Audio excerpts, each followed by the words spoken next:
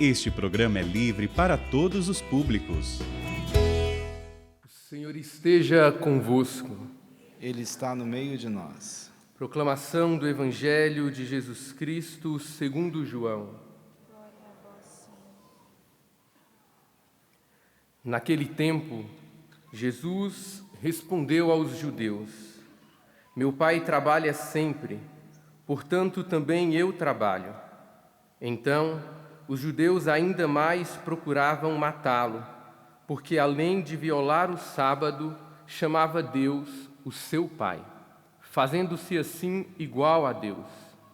Tomando a palavra, Jesus disse aos judeus: em verdade vos digo, o Filho não pode fazer nada por si mesmo. Ele faz apenas o que vê o Pai fazer. O que o Pai faz, o Filho faz também. O Pai ama o Filho e lhe mostra tudo o que ele mesmo faz. E lhe mostrará obras maiores ainda, de modo que ficareis admirados. Assim como o Pai ressuscita os mortos e lhes dá a vida, o Filho também dá a vida a quem ele quer.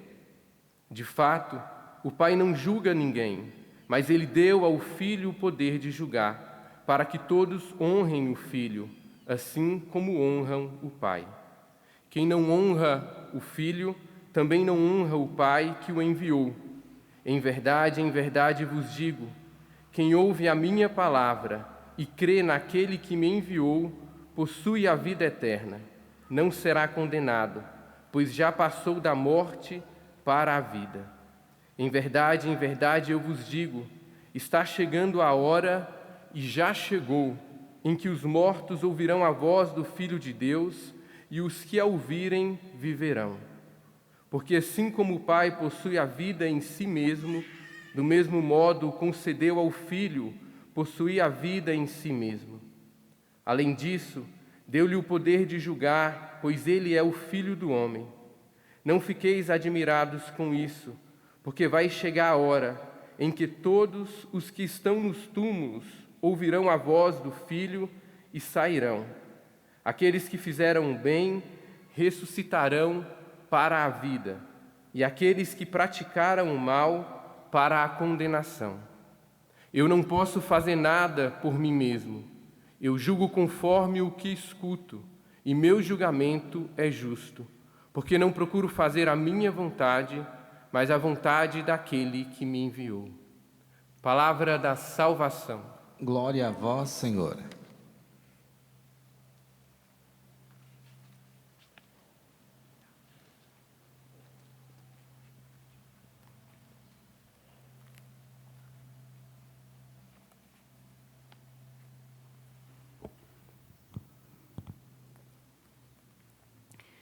Deveria causar alegria aos nossos corações saber que Deus nos ama. O coração precisa se convencer sobre este amor que não se cansa, que não se esquece dos frágeis e inconstantes.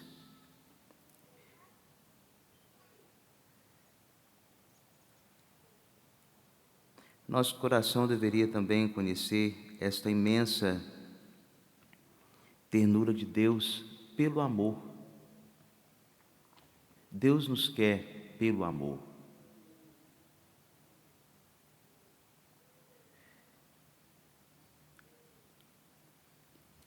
O Salmo nos diz que, através da sua atividade, Deus, Ele revela a benevolência e a misericórdia para com os seres humanos.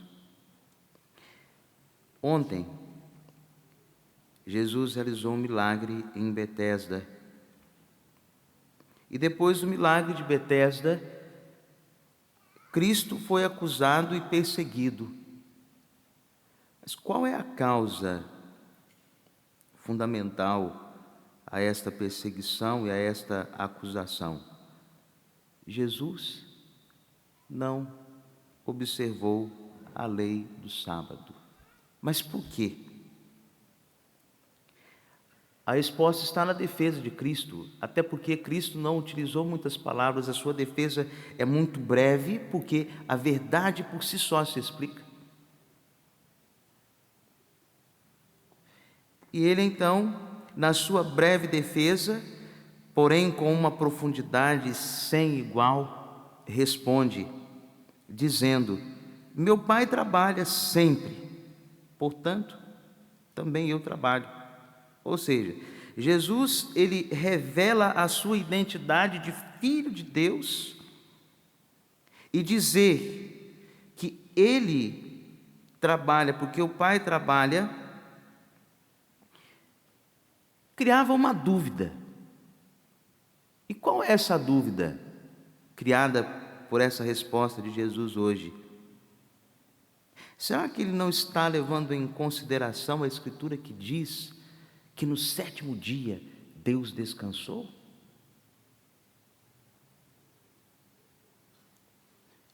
Não responderei a esta pergunta. Será que Jesus está ignorando as Escrituras? Deus, ele nunca deixa de trabalhar. Deus trabalha sempre. E Cristo exerce as funções reservadas ao Pai, reservadas a Deus, ou seja, ele está a ser acusado por manter uma intimidade, por estar unido ao Pai.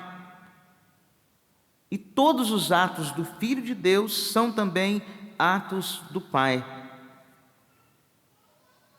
Na cruz, quando Cristo, o único verdadeiramente Filho de Deus, ele nasce levando a nossa humanidade para junto do Pai, ali fica claro esse relacionamento quando Jesus diz: Pai, em tuas mãos eu entrego o meu espírito. Mas ao mesmo tempo, quando Cristo ele se entrega do ponto de vista literal, ele morre, Santo Irineu afirma isso, mas do ponto de vista espiritual, é o momento em que Cristo entrega o Espírito. Por isso, o pregador do Papa, agora cardeal Raniero, dizia com muita sabedoria que quando nós vamos pedir o Espírito, nós devemos pedir de acordo com o Evangelho de São João, olhando para a cruz. E por que nós carregamos também as nossas cruzes? Nós conformamos a nossa vida à vida daquele que tornou-se o companheiro de viagem. Cristo é o peregrino conosco, a transformar a nossa natureza, a encher-nos de esperança. E como esta esperança chega a nós? Jesus disse no Evangelho: seja feita a tua vontade. A nossa vida é uma obra das duas vontades.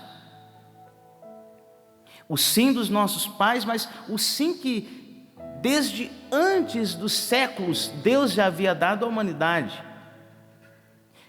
E nós tentamos então perceber a nossa vida como esse contínuo processo de fazer a vontade de Deus acontecer na nossa vida. Seja feita a tua vontade. Mas nós contamos com um adversário, a nossa salvação. O demônio.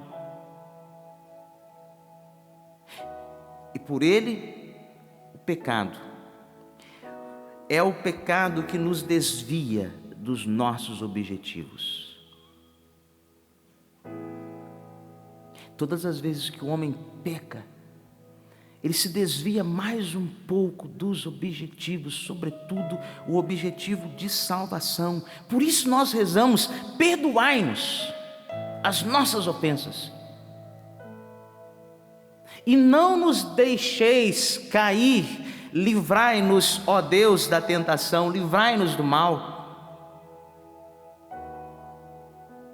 Cristo é o único que conseguiu, a partir do coração da Virgem,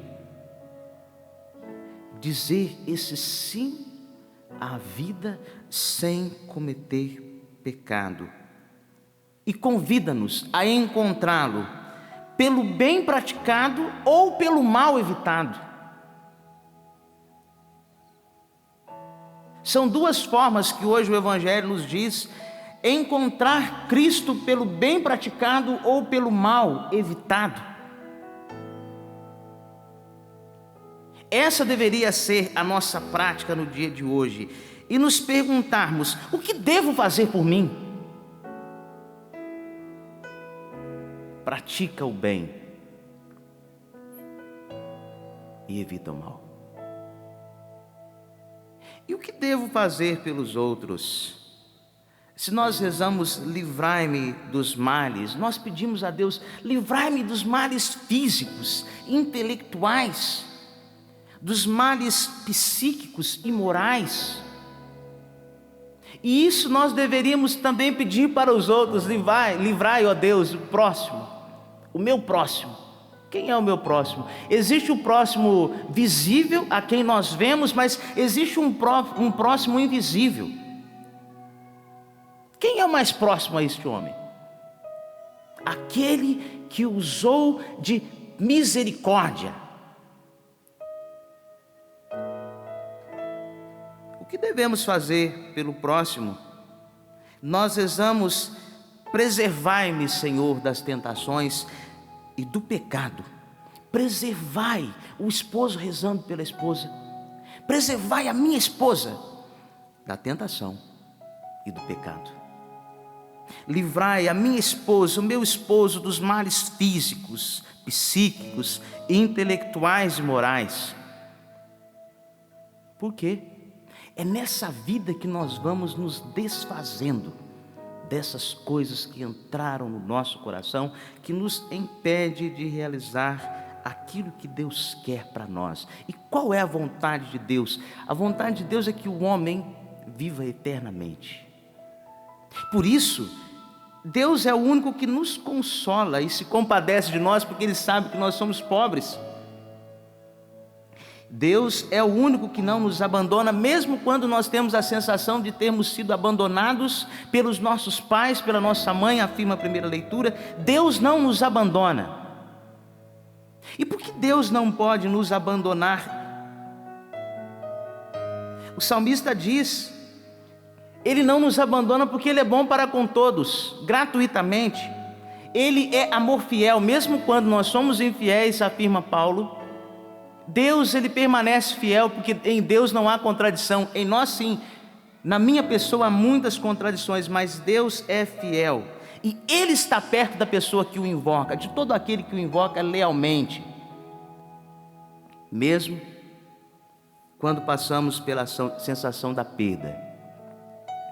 A senhora cuja memória nós estamos celebrando o 7º dia, Dona Eliana, dias atrás eu disse que era uma amiga, e hoje celebrar o 7º dia dela é dizer: Deus não nos abandona. Mesmo que eu quisesse acreditar de modo contrário, por essa senhora Deus me convenceu, Ele não nos abandona. E a morte é aquilo que nos amedronta, porque ela lança-nos num espaço desconhecido. Aqueles que morrem estão no espaço desconhecido, mas aqueles que permanecem também ficam num espaço desconhecido. Porque parte de nós morre junto, parte de nós, o coração fica partido e não tem como dilatar. Mas aqui poderia falar de tantas pessoas que vivem isso, esse espaço desconhecido, porque perdeu um namorado, uma namorada, perdeu um tio, uma tia, uma avó, um avô, um filho, uma filha. Quais são os seus espaços desconhecidos? Será que você está convencido de que Deus, mesmo nesse espaço desconhecido, Ele não te abandona?